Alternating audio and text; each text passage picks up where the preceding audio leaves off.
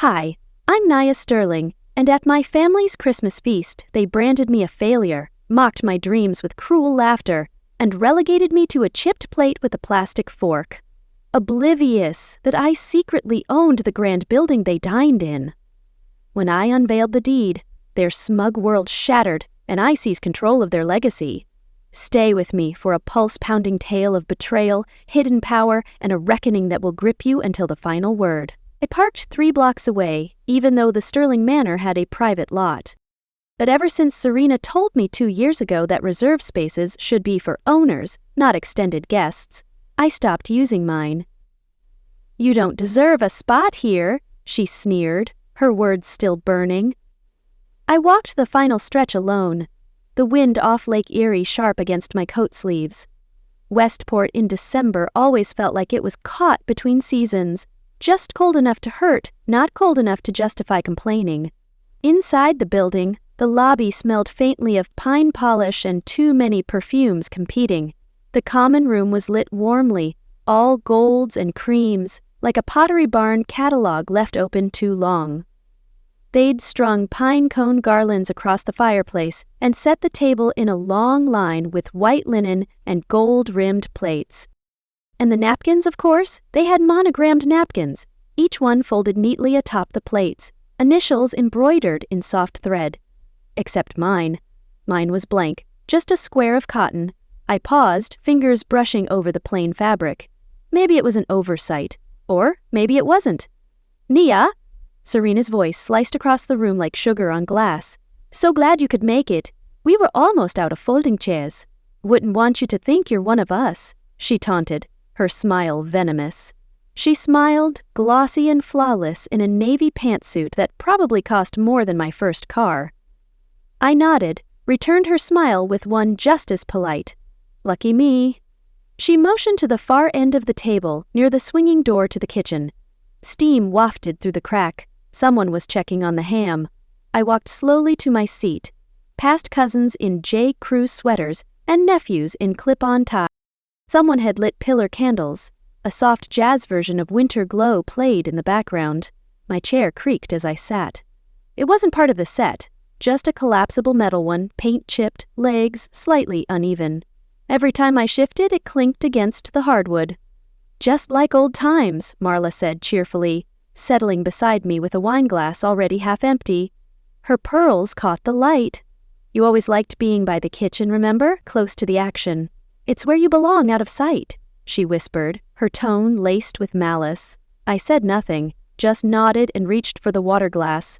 Serena, seated in the center like a bride at her own reception, launched into a story about her latest brand trip. Milan in the winter is unreal. I mean, yes, it was technically for business, but the hotel overlooked the Duomo and the brand flew us first class.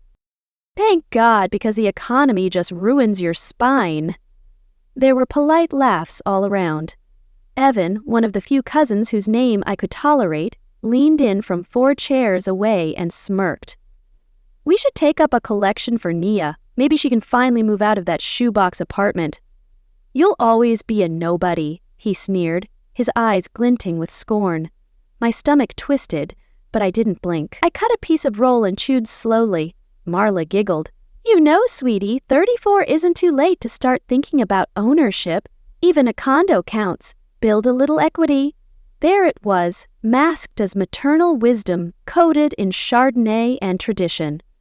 "I'll look into it," I said softly.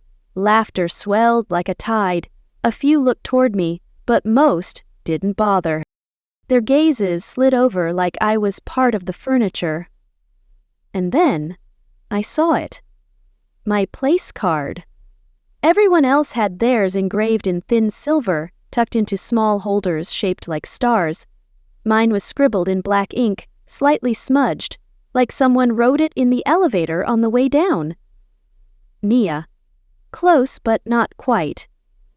I turned it slightly, used my thumbnail to scratch the A into an E, and placed it upright again. I didn't say a word. "Who's Nia?" piped a child from across the table. One of the younger cousins, blonde, sticky fingers, not malicious, just loud. A few chuckles. Serena shook her head, waving a manicured hand. Don't worry, sweetie, Aunt Nia is just being mysterious today. She's just a shadow, Serena muttered, loud enough for me to hear. I smiled, or tried to, but something inside me curled tighter as the meal dragged on. Applesauce, cornbread stuffing, dry ham. I drifted. Conversations passed through me like fog. The latest renovations, a new BMW on order, someone's kid applying early to Brown. What none of them knew, what not a single soul at this table could fathom, was that I'd walked this entire building with a clipboard and hard hat just 18 months ago, that I'd overseen the electrical replacement, rewired the HVAC systems, designed the courtyard they all loved taking selfies in. They thought North Peak Properties was some anonymous firm out of Portland. They didn't know it was me. Marla was laughing again, this time at a joke I couldn't hear. Serena's hand rested casually on her wine glass, ring catching the chandelier's light. I looked at my napkin, blank, stark, white, the only one like it. I folded it in half once carefully, like I was making a decision no one else could see. They think I'm the joke in this room. But I built the room they're laughing in. I'll make them choke on their lies, I whispered to myself, my resolve hardening. They kept laughing, and I kept folding the napkin in my lap like it could somehow keep me anchored. The ham had been carved. Side dishes passed in overfilled bowls. Someone poured another glass of Merlot for Marla, who laughed too loudly at something Evan said about stocks and tax write-offs. I reached for the bread basket just as the server arrived. A young man, probably college-aged, in a black apron with a gold S stitched on the chest. He stopped beside me, holding a smaller plate than the others, chipped along the rim with a plastic fork laid across the top. "This one's for you," he said, voice soft. "It's the extra plate. We weren't sure you'd be staying. They might said you're not really family," he added under his breath, avoiding my eyes. I blinked. "Thanks," I said, because what else could I say? He set it down and moved on like he hadn't just sliced through what little dignity I had left at that table. There was a brief pause in the room, just a beat of silence that stretched a little too long. Then someone snorted. "Oops," I heard. A few muffled chuckles followed. Marla didn't even look my way, I smiled. Just the corners of my mouth. It didn't reach my eyes, but that's the trick, isn't it? If you don't show them the break, they assume you're fine. The plate held less food than the others. The ham was missing its glaze. Dry, no gravy. 1 spoonful of potatoes, 2 green beans left limp from the steam. And that fork, that shiny disposable fork sitting next to the family's polished silver. I ate it anyway. Every bite I chewed slowly, not because I was savoring it, but because my jaw was locked too tight to move naturally. Serena was now describing her renovation project in Nantucket. We're keeping the original brickwork, of course, adding that authentic charm. You know how much I care about heritage. That word heritage caught in my throat. I tilted my head and looked up, letting my eyes settle on the chandelier hanging above the table. The antique fixture glowed with soft amber light, casting perfect shadows across the ceiling like lace. It had almost been replaced the year before. Some committee had voted for a sleeker modern fixture, chrome clean. I wrote a check for $8,500, 0 cents to save it. North Peak Holdings, an LLC I'd created for real estate anonymity, made the donation. I didn't sign my name. I didn't need to. It was never about recognition. It was about keeping something beautiful intact, even if no one else noticed. Except now, Serena was pointing to it with her wine flute. "This chandelier was totally my idea," she said. "They wanted to swap it, but I was like, absolutely not. It's a statement piece, right, Dad? You're stealing my work," I thought, my blood boiling. Leon nodded absently. "You've always had an eye, Serena." I looked down at my plate. The plastic fork had bent slightly. My grip had tightened without realizing it. What would it change if I told them? They'd either laugh, or worse, smile and act like it didn't matter, that it wasn't a big deal, that they would have paid if someone had asked. But they never asked. They never even looked in my direction long enough to assume I had something to offer. My gaze drifted toward the corner where an older man sat quietly near the wall. Mr. Thornton. He was in his 80s, a Korean war vet who still walked the halls every morning at dawn. I'd spoken to him twice in passing, once about the stairwell and once about the lobby plants. He caught my eye and raised his glass gently. "This building's never looked better," he murmured. "Whoever's behind it knows what they're doing." "You see more than they ever will," I thought, his words a quiet lifeline. I swallowed hard. "Thank you," I said, and meant it. He didn't know it was me, but somehow his words still landed softer, cleaner than any compliment I'd received from my own blood. He turned back to his meal without fanfare. Serena clinked her glass again, rising just enough to be seen, not so much that she'd lose poise. "I just want to take a moment," she began, "to honor this family and the legacy we've all built together. From Nana's recipes to this beautiful home that holds us all. We've worked hard to keep it special." "You're erasing my legacy," I seethed silently, my heart pounding, more clinking, a few whoops, clapping. Someone called out, "To the Sterlings!" I lifted my glass halfway, then set it back down. The wine had gone warm. They toasted to a building I paid to restore, under a chandelier I saved using funds I approved for the HOA committee anonymously. All of it mine.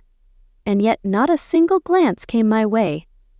Now they eat on plates I paid for, under light I saved, and still see through me. They eat on plates I paid for, under light I saved, and still see through me. The thought sat heavy as I shifted in my seat. The chipped plate now cold, mostly untouched. Someone passed another round of stuffing. A bottle of white clinked on crystal. Serena's laugh rang out like wind chimes, practicing expensive hollows. Aunt Clara began a rant about rising property taxes and how the city council was ruining Westport, which, of course, segued into a smug debate on real estate. Suddenly, everyone was a developer. I cleared my throat. Not loudly, just enough to join in. Actually, in zones like this one, historical overlays can be leveraged. Marla didn't even look at me. "Let's not go into lecture mode tonight, dear. You know how you get it. Stay in your place, Nia," she hissed, her eyes cold as ice. Her voice was syrupy but sharp, the kind of tone that cuts twice, once with the words and again with a smile. Someone chuckled, and that was that. My mouth stayed open a beat too long. Then I closed it slowly, nodding as if I agreed. I picked up my water, held it to my lips but didn't drink. Just waited until the moment passed until they looked away. It wasn't the first time, it wouldn't be the last.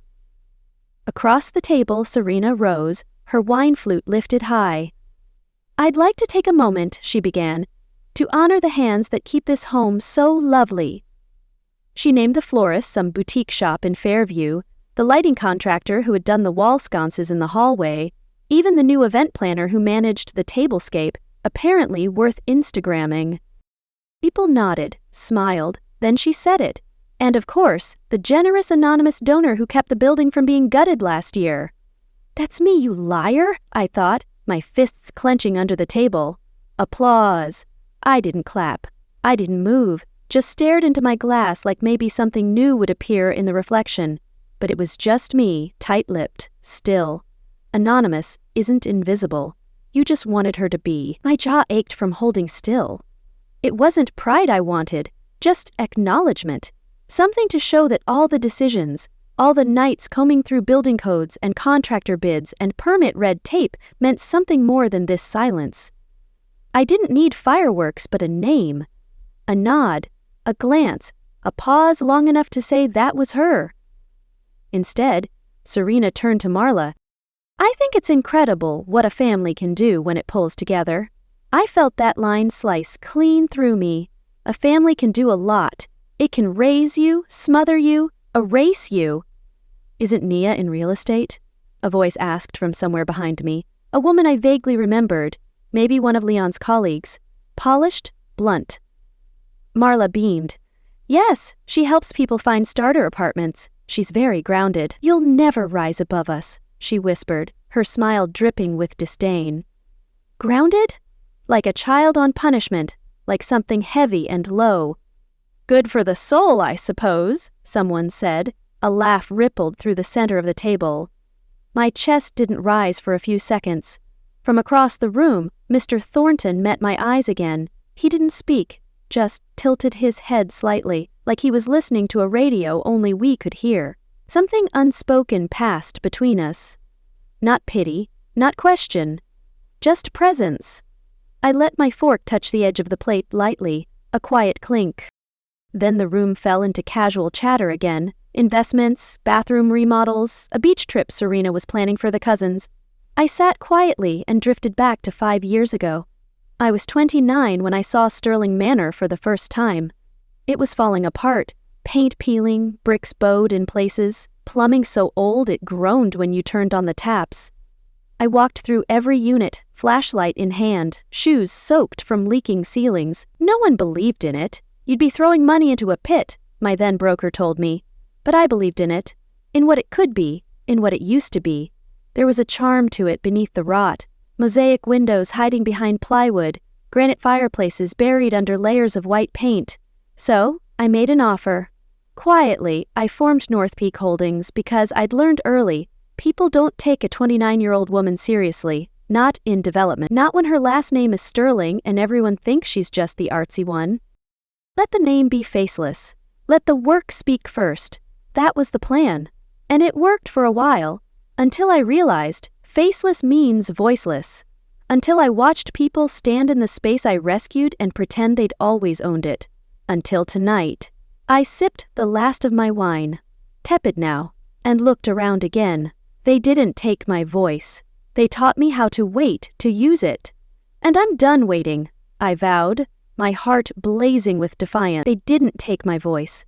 They taught me how to wait to use it. And tonight I was still waiting. Not because I didn't know what to say, but because I knew exactly what would happen if I said it. There are silences born from fear. But this one came from exhaustion. The kind you wear like a coat that never quite comes off, no matter the weather. Dessert was being served now. The air had shifted again. Lighter, sweeter, but hollow, like frosting over a dry cake.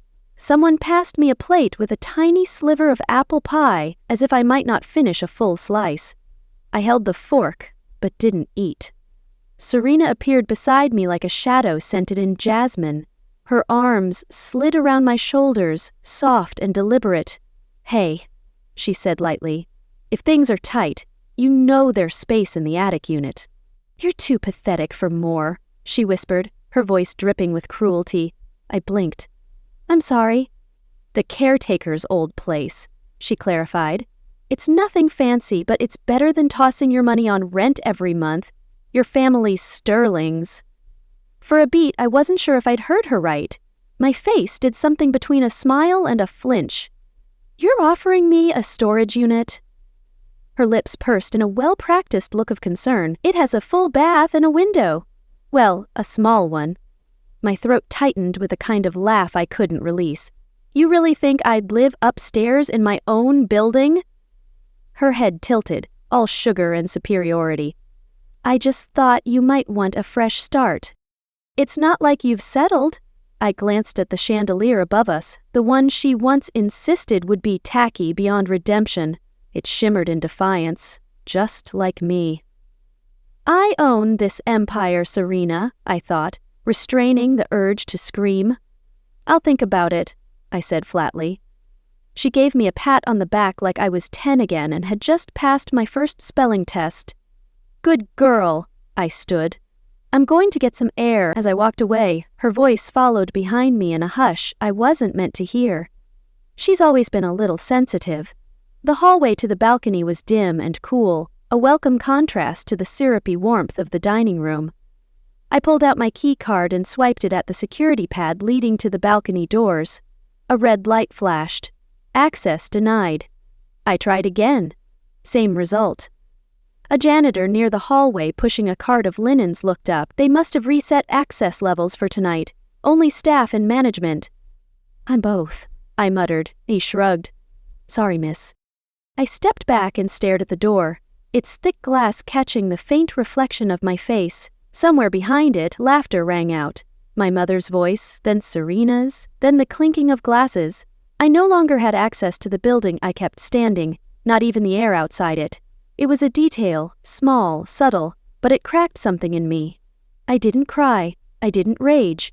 I just stood still, cold inside the silence, like the card reader still blinking red. Eventually, I turned and walked down the hall toward the far side, where the window overlooked the library room. I stood behind the curtain, out of sight, and watched. My family gathered in loose clusters now, dessert in hand, drinks in another. Serena leaned over the bookshelf, talking to someone animatedly. Marla swayed in place beside her. Wine glass was half full and tilted like her smile. I built the house, I thought.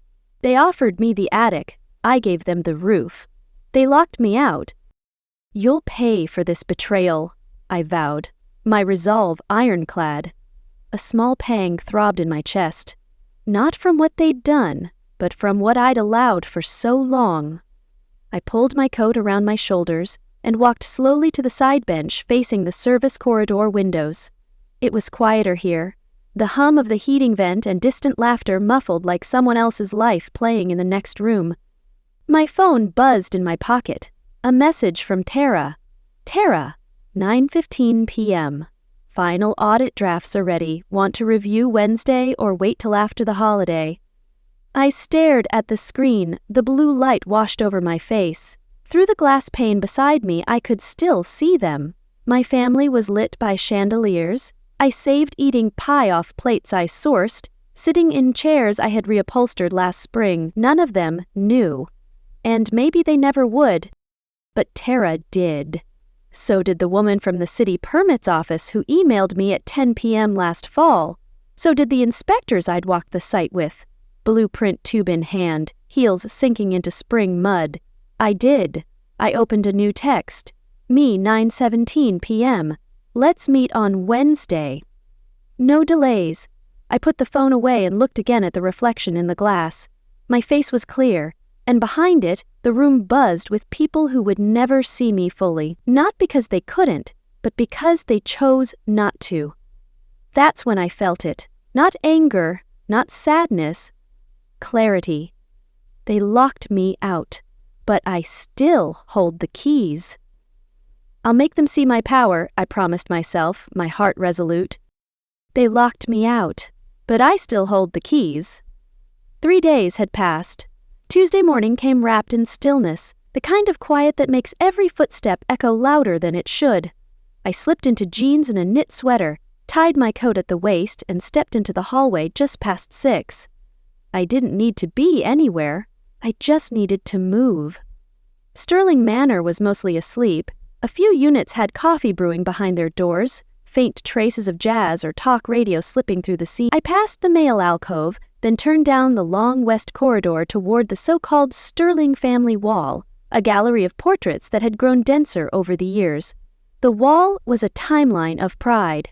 My niece's first recital, Serena's flawless graduation shot, cap tilted just so, smile framed by pearls, Marla's charity fundraisers, Leon's faded retirement plaque from the firm, then the gap, right where mine used to hang. I stopped, breath catching against the cold of the tile floor. It had been a picture of me at 29, newly licensed, standing in front of my first flip, holding the certificate with that quiet kind of pride that people like my family always called cute. The frame had been subtle, gold-rimmed, a gift from Grandpa. Now, it was gone, not moved, not cracked, just erased, like I had never existed in this family's history. You erased me, I whispered to the empty wall, my voice trembling with fury. I stared for a long time at the blank space, willing it to tell me something. Anything. A mistake, maybe. Renovation, a slip of hand. But no, this wasn't an accident. This was an absence, chosen and permanent. I didn't cry, I didn't gasp, I just turned away and kept walking, but a part of me stayed in that hallway, frozen in the hall where my memory used to live. Later that morning, I took the elevator down to the lobby, trying to shake the heaviness from my chest. Miles, Serena's 6-year-old, was sitting cross-legged near the entrance, stacking little wooden cars on a ledge. He spotted me and lit up. "Aunt Nia." I forced a smile. "Hey, bud." He tilted his head. Are you a guest here or are you part of our family?" "Mommy says you're not really one of us," he said innocently, his words a knife to my heart. The question landed like a pebble through glass, small but shattering. I knelt down beside him. "I live here." He squinted, thoughtful. "But Mommy says you only kind of live here." I blinked. "Only kind of?" There it was again, that echo of exclusion, this time wrapped in innocence. Kids don't lie. They repeat what they've been told enough times to believe it. "Well," I said softly, "I guess that depends on who's asking." He shrugged, returned to his car, and the conversation ended for him. For me, it hung in the air like a smell that wouldn't go away. I returned upstairs to my apartment and closed the door behind me. My movements felt mechanical. Coffee pot on, suitcase unzipped. I reached into my drawer for my laptop and opened a draft email to Tara. Subject: cancel the audit. Body: let them rot in their own rot. I don't care anymore. We're pulling out of this deal. I'm tired. My hand hovered over the send button, and that's when I saw it. Tucked beneath a stack of old tax receipts was a folded sheet of stationery. Grandpa's thick block letters on the envelope. I hadn't read it in decades. My breath caught. I opened it carefully like it might fall apart.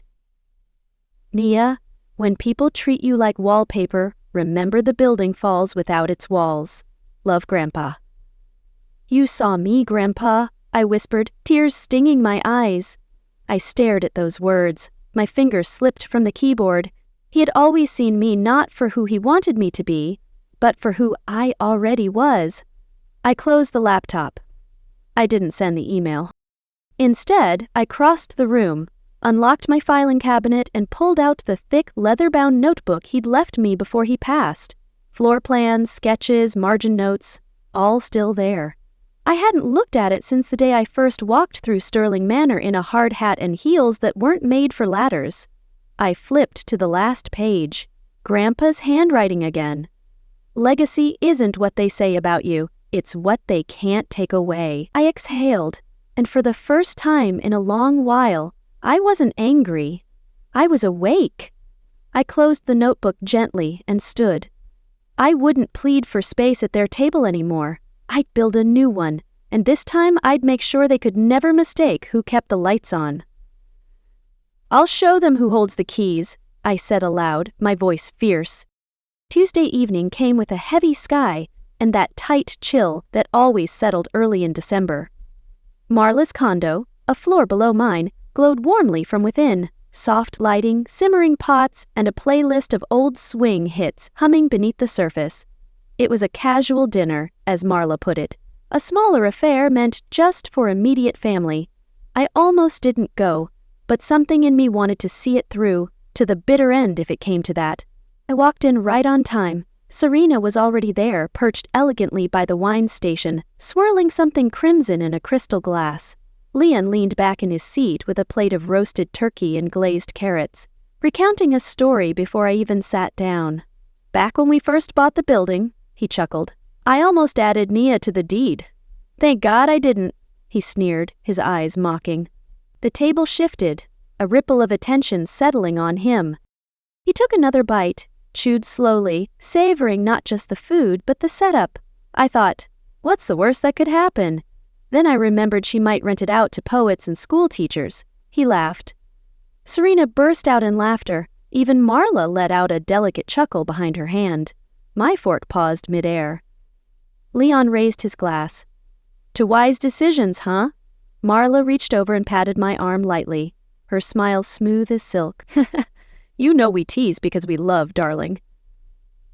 "You're a disgrace, Nia," she whispered, her words a sharp jab. I swallowed my reply with a sip of water, the glass cold against my lips, the same way their voices were warm against the sting. I looked around the table. This wasn't teasing. This was permission. Permission to belittle me wrapped in linen napkins and Pinot Noir. After dinner, Serena clinked her glass and announced, "There's a little surprise in the courtyard, a tribute to the family legacy, just a short presentation." People began rising, gathering their plates and coats. I followed slowly.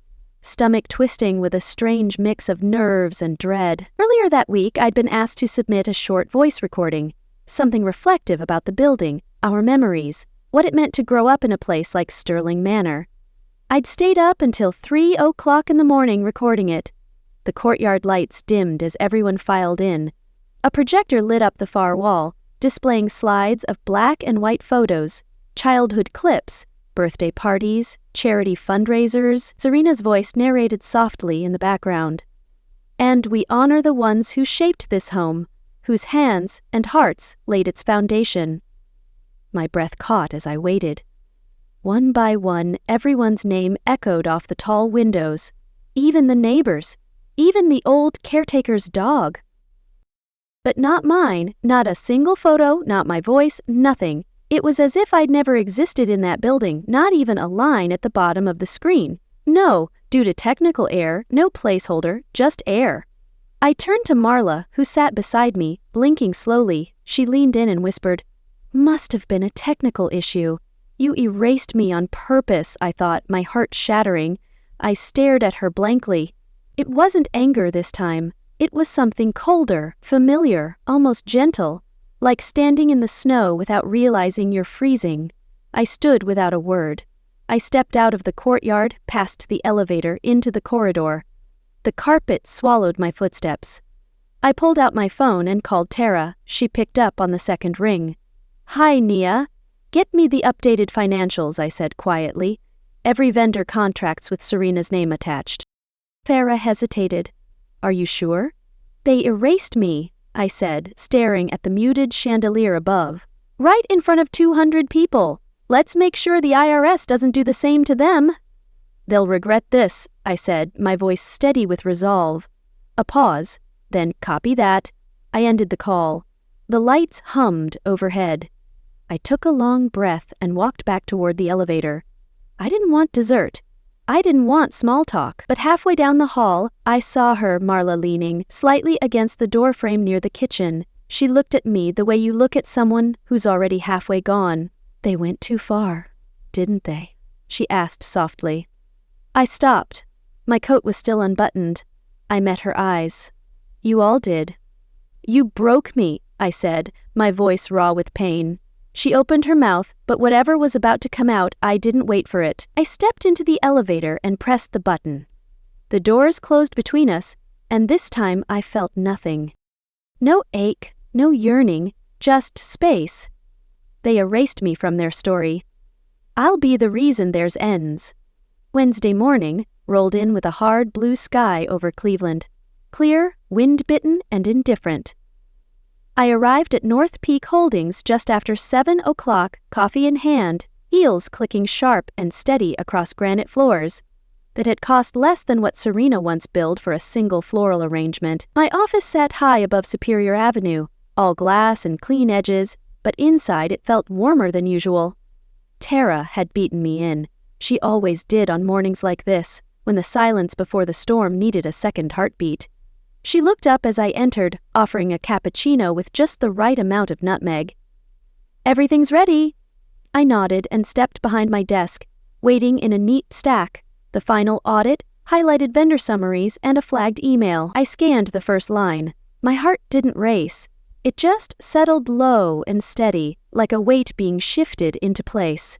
"She billed the company for her honeymoon," Tara said flatly. I picked up the printed email.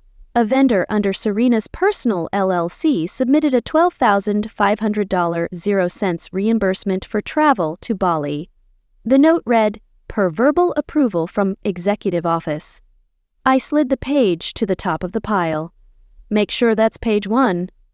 Tara gave a slow nod. "Should I contact legal or wait until after lunch?" "Give them 3 hours, I said, sipping my cappuccino, then release the packet. Full transparency, there were no raised voices, no dramatic exits, just the quiet hum of a printer, the clicking of keys, and the sound of a woman ready to take her name back. I reached for the leather folder on my desk, the one tucked away since my grandfather's passing. I undid the clasp, fingers careful, as if I were opening something sacred. Inside, a letter sealed years ago in parchment I almost forgot existed. I opened it. The writing, though faded, was unmistakably his. Legacy isn't money. Its memory is useful. You are the only one who asked me what mattered before asking what I owned. I won't let you down, I whispered to the letter, my heart full of purpose. My throat tightened. I folded the letter slowly, deliberately, and slipped it into the inside pocket of my charcoal blazer. Not for sentiment, for armor. That morning, I didn't choose pearls or soft fabrics. I chose structure. Tailored lines, sharp heels, the feel of weight where it counted. Not loud, not flashy, just unshakable. Before heading out, I paused at the bottom drawer of my desk. Inside, nestled beneath project files and spare business cards, lay a single blank linen napkin, the one they left at my seat that night. No embroidery, no initials, no thought. I held it for a long moment, then folded it once. Then I reached for the box beside it. Custom linen napkins, embroidered, but not with my name. No family crest, no faux legacy. Each napkin held the stitched name of a tenant who had lived in Sterling Manor for over 25 years. Margaret Hayes, Mr. Thornton, Rosa Delgado, Henry and Clara Wells. I placed the napkin inside my portfolio on top of the audit file. They think legacy is about engraving your name on the building, I told Tara as I buttoned my coat, but it's about who lives inside it. I'll honor them, not my betrayers, I said, my voice firm. She watched me for a second longer than usual, then smiled. Want me to call the press or let it speak for itself? I smiled faintly. It'll speak loud enough. The car was waiting downstairs. I didn't take it. I walked instead down Superior, through the alley by the square to the iron-wrought gates of Sterling Manor. The wind whipped hard, but I didn't pull my coat tighter. I wanted to feel it. Inside the building, the lobby was quiet. Not empty, just calm. The way old buildings are early on Wednesdays before the children wake, before the retirees read their papers, before the world pretends not to notice itself unraveling. I passed the front desk. The new porter smiled. "Morning, Ms. Sterling." I gave a nod, not stopping. As I walked the first-floor hallway, I heard a laugh. Soft, croaky, familiar. Mr. Thornton sat in his usual chair by the east-facing window, coffee thermos in one hand, paper folded on his lap. "Thought you'd show up," he said. "Wouldn't miss it." He gave me a look that saw through things. "This place has bones. Don't let 'em strip it bare." "I won't," I said, my voice steady. "I'll protect it for you," I promised, my heart resolute. Just before the elevator, a woman in her 60s stepped out of Unit 1B. Margaret Hayes. Her apron was dusted with flour. "Hope whoever bought the place keeps the New Year's wreath tradition." "They will," I said. No one knew I owned it yet. And that was the point. Let them believe what they need until tomorrow. I stepped into the elevator. My reflection in the mirrored wall looked different this time. Not because I had changed something on the outside, but because I wasn't waiting anymore. Not for recognition, not for apology. The doors closed, and for once, I smiled without effort. Thursday morning in downtown Cleveland felt like it had been scrubbed clean by the wind. The kind of sharp cold breeze that cut between the buildings and forced even the most confident men in suits to huddle deeper into their collars. I didn't flinch. I had waited for this day for years, not with bitterness, but with precision. The glass doors of Crestview Management's headquarters slid open. I walked past the receptionist without a word. Tara had arranged everything in advance. I stepped into the elevator, pressed 38, and watched the numbers tick upward. My reflection in the metal panel beside the buttons looked unfamiliar. Composed, dressed in a soft navy suit, tailored close to the letter from my grandfather, folded neatly into the inner pocket. It was the kind of outfit people wore when they weren't there to ask permission. The boardroom was already filled. Serena stood near the head of the table, chin tilted, posture practiced. Marla was seated beside Leon, sipping tea like this was a garden brunch, not a meeting that could unravel them. Wesley, our cousin and Crestview's most arrogant junior partner, squinted at me. "This is a closed meeting." I stepped forward, unbothered. "I know," I said. "That's why I'm here. A brief hush swept the room. Then I placed my leather briefcase on the center of the long mahogany table and unlatched it. My name is Nia Sterling. I own this building and I've called this audit. Chairs creaked. Someone coughed. Even the HVAC seemed to pause. Serena's laugh came quick, brittle. Is this a stunt? You're a fraud, Nia, she spat, her eyes blazing with contempt. I didn't answer her. I turned to the head of the board. You've reviewed the documentation. He nodded once. North Peak Holdings has provided a complete and transparent audit trail. Serena's mouth tightened. She's been hiding behind shell companies for years? She pushed a folder forward. This shows she's used LLCs to shuffle ownership. Classic laundering tactic. Before the board chair could reach for it, the door opened. Tara entered composed. Hair pulled back and began distributing copies to everyone. We've preemptively addressed these claims, she said, and we found something else. She opened her own folder. A $42,000 0-cent Chanel bag, classified under Executive Wellness Supplies, billed to Crestview, purchased during Serena's honeymoon in Fiji. A soft gasp, Leon shifted in his seat. Marla blinked rapidly. Serena's voice cracked. That's not relevant. It's all relevant, I said. I pulled out the linen napkin and slid it down the table. It wasn't embroidered with my name. It read, Mr. Thornton, Apt 1C. I looked up. This building isn't about legacy by name. It's about service, about shelter. You erased me because I built something you couldn't control. I'm the one who saved this place, I declared, my voice echoing with truth. I could see the room start to tilt. Not physically, but in gravity. Their certainty faltered. Their power shifted. I opened a folder and held up a copy of the original deed, signed, dated, notarized. I filed this as public record as of this morning. I own full majority shares of this building. If anyone contests that, they can do so in court. Serena didn't move, Marla finally whispered. Why didn't you just tell us? I did, I said, gathering my papers. You weren't listening. I paused at the door. The chandelier you admire so much, the one you say you saved? Marla looked up, lips parted. I preserved it. I paid for it. Like I paid for the roof, the repairs, the people who actually live here. I looked at them one last time. I didn't take the seat you offered. I built the table instead. And you'll never sit at mine, I said, my voice a quiet thunder, and then I left. I didn't look back as the boardroom door clicked shut behind me. I didn't need to. Whatever silence sat in that room, stunned, bitter, hollow, it wasn't mine to carry anymore. 10 days passed. Cold rolled into Cleveland in waves, coating the streets in a quiet that reminded me of early mornings as a child when everything still felt possible. I unlocked the door to my apartment at Sterling Manor, arms full of a small box I'd packed before that board meeting. I hadn't opened it since. Inside was the blank napkin from Christmas, still clean, still folded, still somehow heavier than it should have been.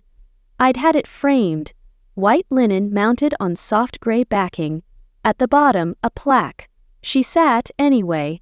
I hung it above my writing desk, just to the left of the old envelope from my grandfather. His letter remained inside, now creased and reread but strong as ever. The photo wall in the hallway outside had changed too. No announcement, no big gesture, just one new frame, added quietly beside Serena's graduation. Me, 29, smiling at the ribbon cutting of our first completed North Peak property. I didn't ask who put it up. Maybe the building finally recognized its own architect. By Friday evening, the courtyard was filled with warm lights and bundled up laughter. The holiday gathering had been tenant-led this year by design. No board members, no stage speeches, just food, music, and people who actually lived there. Mr. Thornton was trying to hang lights on the lampposts again, even though his hands trembled. 3 of the teenagers from the 3rd floor helped him, the smell of peppermint cider mixed with fresh snow. I stood by the edge, nursing a cup of cocoa when Marla stepped through the gate. She wasn't wearing her usual holiday green, just jeans and a black pea coat, no makeup, her hair in a simple ponytail. She looked older, but not in a way that made her smaller. in a way that made her quieter. In her hand was a manila envelope. "I found this," she said, stopping a few feet from me, "in a box I never meant to lose. Inside was a photo, me at maybe 8, standing beside a gingerbread house taller than I was, frosting smeared on my face, a ribbon around my neck. I didn't even remember winning anything. I had it cleaned up, reframed." Her voice was raw. I looked at her, searching for a catch. There wasn't one, just an offering. "I know it doesn't fix anything," she said, "but I wanted you to have it back." I nodded, not because all was forgiven, it wasn't, but because we were no longer pretending. Not far from us, someone turned on the old radio.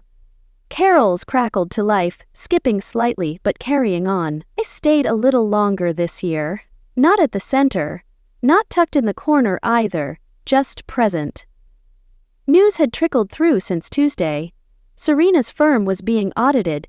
She hadn't been arrested, and I never wanted that.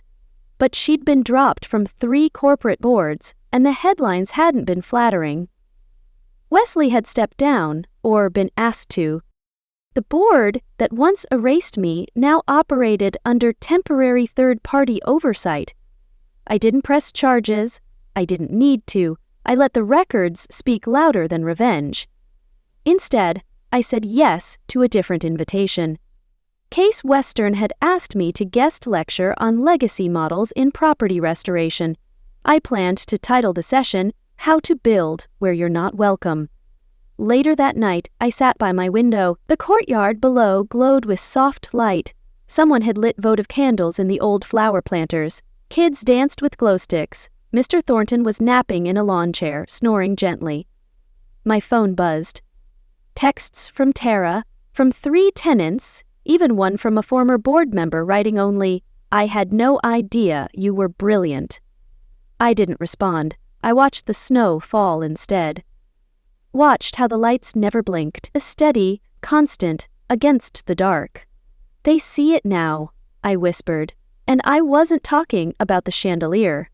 I reclaimed my power, but their betrayal left scars, a quiet ache as I forge a new path, stronger yet forever marked by their silence.